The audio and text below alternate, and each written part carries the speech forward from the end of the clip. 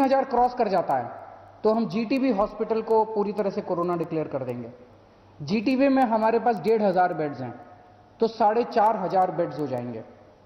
इस तरह से हमने प्लानिंग की है कि 3000 पेशेंट होंगे तो क्या होगा, 4000 पेशेंट होंगे तो क्या होगा, 5000 पेशेंट होंगे तो क्या होगा, 6000 पेशेंट होंगे तो किसको टेक ओवर करेंगे।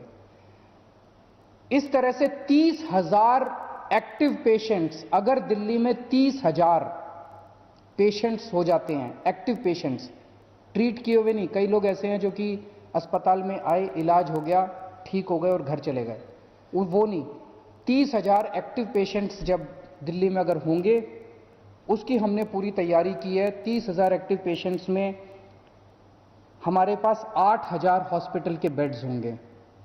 वो कौन कौन से हॉस्पिटल्स में होंगे उसकी सारी चिन्हित कर लिया गया है कि इतने के बाद फिर इस हॉस्पिटल को टेक ओवर कर लेंगे, इतने के बाद इस हॉस्पिटल को टेक ओवर। 12,000 होटल के कमरे टेक ओवर किए जाएंगे। किस किस होटल को कब टेक ओवर किया जाएगा इसकी भी चिन्हित कर लिया गया है कि 8,000 पेशेंट होने के बाद इस होटल को टेक ओवर किया जाएगा, 7,000 पेशेंट होने के बाद इस होटल को टेक ओवर किया जाएगा, और 10,000 पेशेंट्स को बैंक्वेट्स और धर्मशालाओं में रुकवाया जाएगा। तो 30,000 जब हमारे पास पेशेंट्स होंगे तो जो सबसे सीरियस पेशेंट्स होंगे,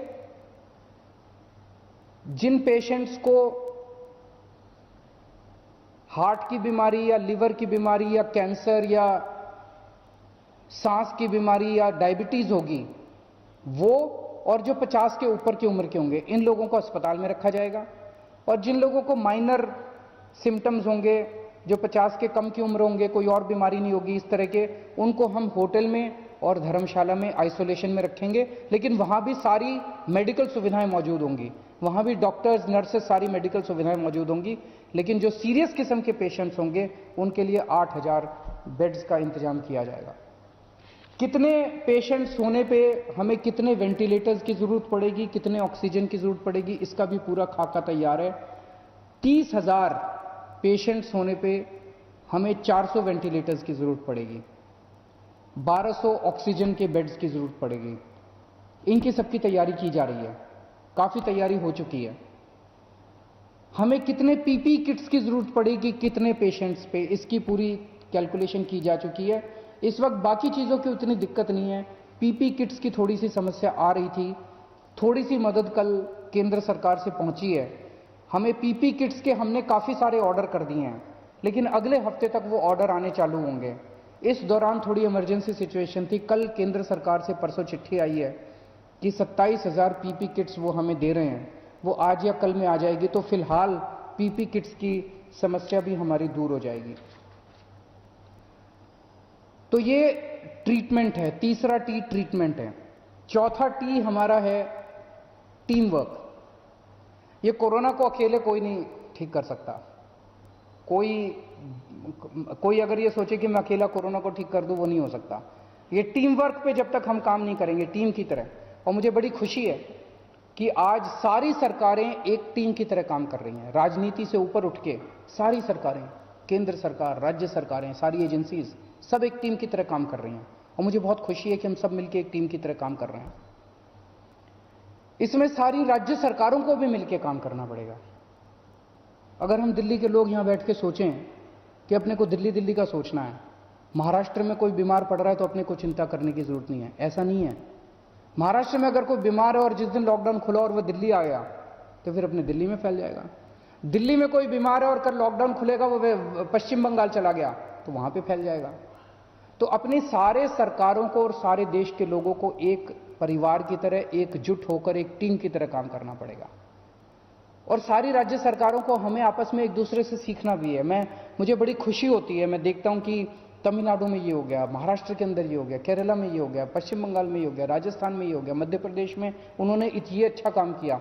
हमें एक दूसरे से सीख के एक टीम की तरह काम करना है। डॉक्टर्स और नर्सेस हमारी इस टीम का, हमारे इस परिवार का अहम हिस्सा हैं। किसी भी हालत में हमें उन्हें बचाना है। वो हमारे सबसे बड़े सिपाही हैं। वो हमारी इस टीम का सबसे, उनके परिवार का हमें ख्याल रखना है। कहीं कहीं मैं देखता हूं कि डॉक्टर्स के साथ उनके पड़ोसियों को, उनके कॉलोनी वालों को उन्होंने कहा कि आपको तो कोरोना हो गया होगा, आप कॉलोनी में मत घुसिए, ये सही नहीं है, ये बिल्कुल गलत है, इसको बर्दाश्त नहीं किया जाएगा।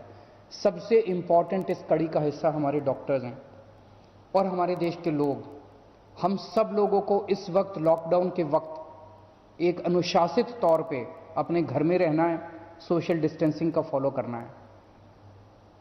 देश के लोग इस टीम का सबसे बड़ा हिस्सा हैं और मुझे बेहद खुशी है, मैं ये देख रहा हूं कि इस वक्त, ज़रूरत के वक्त, जिन लोगों के पास पैसा है वो सामने आ रहे हैं। जो बहुत बड़े बड़े लोग हैं, पैसे वाले लोग हैं, वो कोशिश करके इधर उधर से पीपी किट ऑर्गेनाइज कर रहे हैं, वेंटिलेटर्स ऑर्गेनाइज कर रहे हैं। जो और कई सारी धार्मिक संस्थाएं हैं, सामाजिक संस्थाएं, वो खाने का इंतजाम कर रही हैं।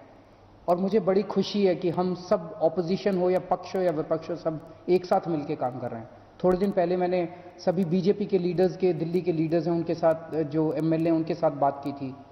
कल मैं सभी दिल्ली के सांसदों के साथ बात करने जा रहा हूं। उनके विचार, उनकी जो भी बातें, उनको हम सुनेंगे, उनके हिसाब से साथ काम करेंगे। और 5वां टी है ट्रैकिंग एंड मॉनिटरिंग। मैंने इतनी सारी बातें तो बोल दी, लेकिन इन सब बातों को मॉनिटर करना, उसको ट्रैक करना कि चीज़ें सही चल रही हैं, इसकी जिम्मेदारी मेरी है। दिल्ली के अंदर 24 घंटे मोमेंट टू मोमेंट ट्रैक करना कि जो पूरा हमने प्लान बनाया वो प्लान उसके हिसाब से चल रहा है, इसकी जिम्मेदारी मेरी है। वो 24 घंटे मैं ट्रैकिंग कर रहा हूँ, मैं मॉनिटर कर रहा हूँ और मैं इसके ऊपर नज़र रखूँगा। मुझे पूरी उम्मीद है कि अगर हम कोरोना से 3 कदम आगे रहेंगे तो हम कोरोना की इस लड़ाई को मिलके जीत पाएंगे, टीम की तरह जीत पाएंगे। बहुत बहुत शुक्रिया।